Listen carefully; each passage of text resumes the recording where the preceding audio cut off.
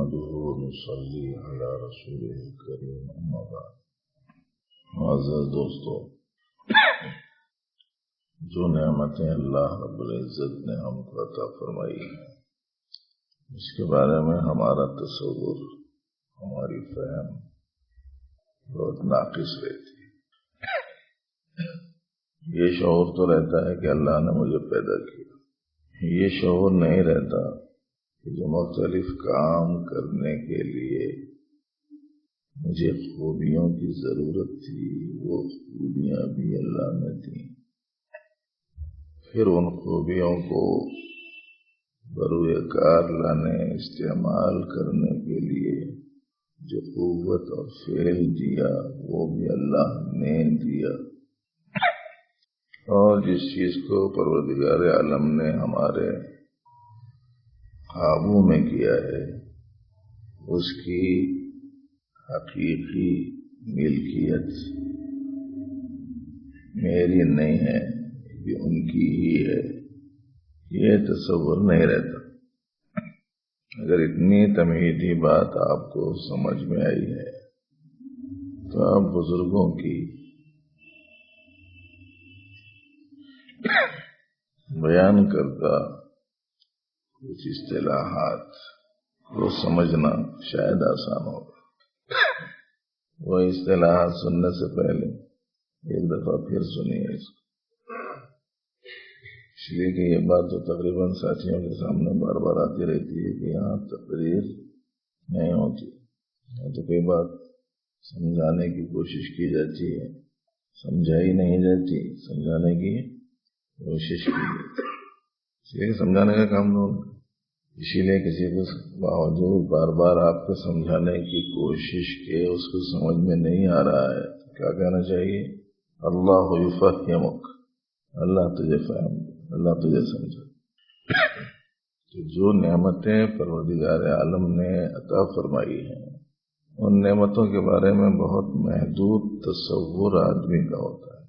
ایک اجمالی خاکہ سا رہتا ہے کہ ہاں بھائی سب چیزیں ان کی دی، پیدا انہوں نے کر دیا، ایک سرسری مفہوم ذہن میں رہتا.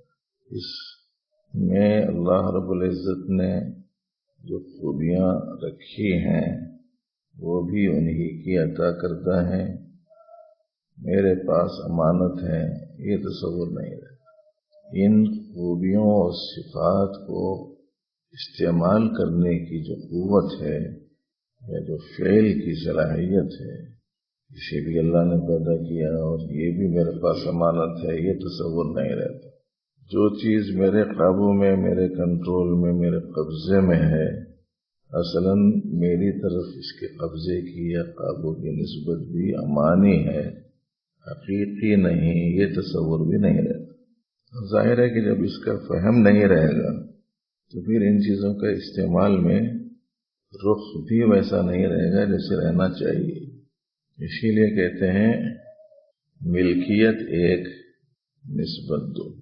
ایک مستقل بزرگوں کی اصطلاحی لفظ کے طور پر مستعمل ہے. ملک ایک، نسبت دو. اس پر غور کرنا.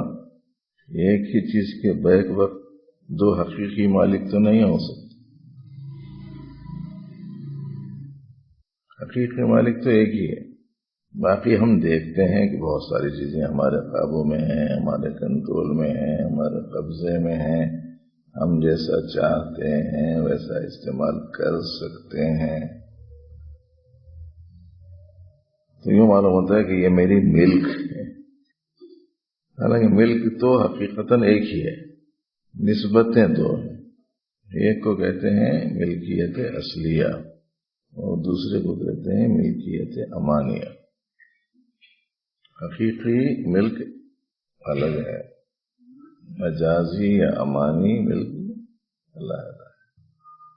تو اس لیے اب تک جتنی چیزوں کے سلسلے میں ہمارے دل و دماغ میں یہ تصور تھا کہ یہ میری، یہ میری، یہ میری، یہ میری، کیا کرنا اکیلے میں بیٹھ کے حقیقتاً ان کی، حقیقتاً ان کی، حقیقتاً ان کی، ان کی ہے. تو پھر بڑا فرق شروع ہو جاتا ہے استعمال میں اس کا، ہے نا. پیسہ ہے، حقیقتاً مالک کون ہے؟ استعمال میں فرق پڑے گا نہیں پڑے گا؟ ہاتھ پاؤں ہیں، حقیقتاً اس کے مالک کون ہے؟ استعمال میں فرق پڑے گا نہیں پڑے گا؟ ان کی چیز کو اگر ہم اپنی بولے، اپنی سمجھے، میرے دماغ میں یہی چیز بیٹھی، یہ تصور بھی نہیں آ رہا زندگی میں، اور کبھی غور نہیں کر رہے ہیں کہ قرآن پاک میں جگہ جگہ آیا ہے سب میرا ہے، تو پھر میں یہ جو بہت ساری چیزوں کے بارے میں کہہ رہا ہوں کہ یہ میری، یہ میری، یہ میری، یہ میری، اس میں کچھ تو میرا شعور صحیح ہو جانا چاہیے تھا اتنی آیات سننے کے بعد۔ اگر ویسا نہیں سمجھ میں آ رہا، ذاتی طور پر، اصلی طور پر اپنی سمجھ رہے ہیں اگر، تو ایسی صورت میں تو ابھی ہم نے قرآن پاک کی بہت ساری بدیہی آیات ہی کو ویسا نہیں مانا جیسے ماننا چاہیے۔ سمجھ میں آ رہا بابا آپ کے؟ اچھا سمجھو، سامنے بیٹھا کرو، ایسے بازو مت بیٹھو، زیادہ نظر پڑے جیسا بیٹھ، ہاں بیٹھنا، زیادہ نظر پڑے جیسا بیٹھ، ان کو نہیں بولو، ان کو بولو، ادھر آ جاؤ یہاں سامنے۔ بچے جو ہیں اس وقت میں جس قسم کے ماحول میں ہیں، جس قسم کے یاروں میں ہیں، انہیں پتہ نہیں ہے کہ کون کون سے غاروں میں ہیں۔ زندگیاں خراب ہو جا رہی، عقلیں معوف ہو جا رہی، اخلاق تباہ ہو جا رہا، دین رخصت ہو جا رہا، اللہ رسول سے تعلق ختم ہو جا رہا۔ عجیب عجیب قسم کا ہے اس وقت میں گمراہی کا، راہ حق سے ہٹ جانے کا ایسا سلسلہ چل رہا ہے کہ حدیث میں آتا ہے کہ ایک زمانہ آئے گا کہ فتنے اس درجے زیادہ برپا ہوں گے اور اس درجے فتنوں کا وقوع ہوگا کہ ہر گھر میں داخل ہو جائیں گے۔ اس لیے نوجوان بہت قیمتی سرمایہ ہوتے ہیں، بننے کا زمانہ اس سے بہتر کوئی زمانہ نہیں، اور بگڑنے کا زمانہ اس سے بدتر کوئی زمانہ نہیں۔ نکھر گئے غیر معمولی نکھر جائیں گے، اور بکھر گئے تو کسی کے ہاتھ کو لگنا مشکل۔ اس لیے جتنے نوجوان بچے ہیں کوشش کرو سامنے بیٹھنے کی۔ اور یہ بھی آپ لوگوں کو معلوم ہے کہ میں عام طور پر بیان کے درمیان میں پڑھائے سو سبق سناؤ بول کے عام طور پر پوچھتا نہیں ہوں، اس کی کلاسیں الگ ہوتی۔ جب پوچھتے نہیں ہیں تو پھر ایسی صورت میں آپ کو نظر پڑتے ہی پوچھیں گے کہیں، بلکہ آزو بازو بیٹھنے کی ضرورت نہیں نا۔ اجتماعی سبق میں تو پڑھائی ہوا سبق پوچھا نہیں جاتا۔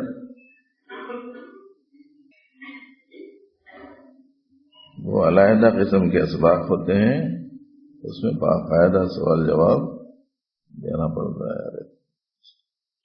ابھی وہ سبقہ پڑھنے کے بعد تھوڑے یہ سبقہ اچھے یاد کر لیں جو دیے جا رہے ہیں۔ پورے پرانے لوگوں کے سبقہ ہوئے تھے 2 ہفتے پہلے، 8 دن کے مسلسل، وہ بھی ایسے سبقہ بھی بہت پڑھانے کا ہے، مگر یہ الف با تا صحیح نہیں یاد ہو رہا تو اب آگے کے سبقہ کیسا سنائیں گے؟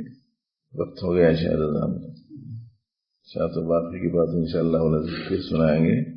اللہ تعالیٰ آپ حضرات کے تشریف لانے کو میرے لیے، آپ کے لیے، سب کے لیے نافع بنائے، اور جو کچھ مذاکرہ ہو رہا ہے حق تعالیٰ جل شان ہو ہمارے لیے اسے ہماری اپنی اصلاح کا سبب اور ذریعہ بنا دے۔ سبحان اللہ، سبحان اللہ۔